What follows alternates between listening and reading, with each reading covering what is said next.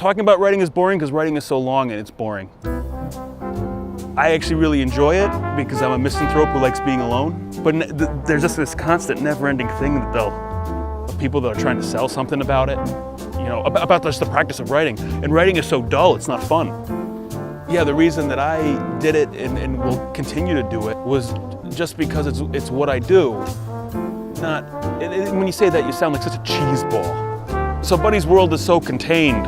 I really viewed him as a mouse. And mice, you know, they say they travel in like a 4-foot square in their lifetime. We're kind of in Buddy's square right now. Some writers, they want to experience, and then kind of absorb that and spit it out. I'm not much of an experiencer. For me, it's just kind of walking around and seeing things and then just blowing them up. So you'll have right here a decrepit church. Across from it, a laundromat that does double duty as a homeless shelter. This was the apartment that I was living in around 2006 when I started the book. But definitely in my mind when I'm writing the book, pictured the floor plan and stuff of what's happening up there as Buddy's chambers. So the actual exterior, what I always thought of as the exterior of Buddy's house is right around the corner here. So if you can picture it in unpainted brick with all the moldings and the beautiful bay window done just right. I don't know if you call those the eyebrows of the top molding, but the kind of thing. And then you can see that arch on the inside where you can picture a puppet dangling and kind of looking out on the city. And the third story being Buddy's chambers. And I took a lot of pictures of it and would have them at the ready as I was writing. Just to look through those pictures would get me thinking about the house and thinking about what was going on in there. So this is the Freer alley in Troy. I can kind of picture Buddy's main route of access through the city. So he creeps out of his backyard and down through the alleys in search of, you know, liaisons, in search of love.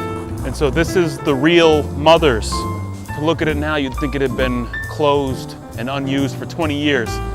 But we used to come here. It was just one of those local places, but not the kind of local place that's hip in any way to where people from outside the city would come to it.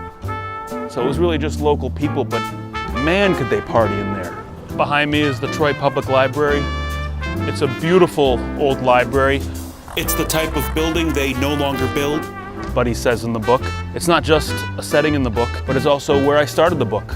In the conference room up there was where the writer's workshop that my mentor Bill Patrick was holding.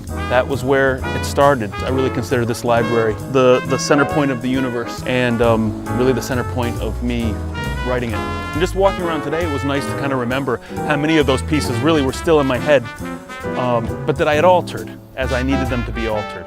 Getting the pieces to fit, getting it to work, getting it to move. But yeah, when it comes to writing, keep doing it and follow your dream. Listen, it's been so much fun. So thank you, hope you enjoyed it. See you soon. Yeah.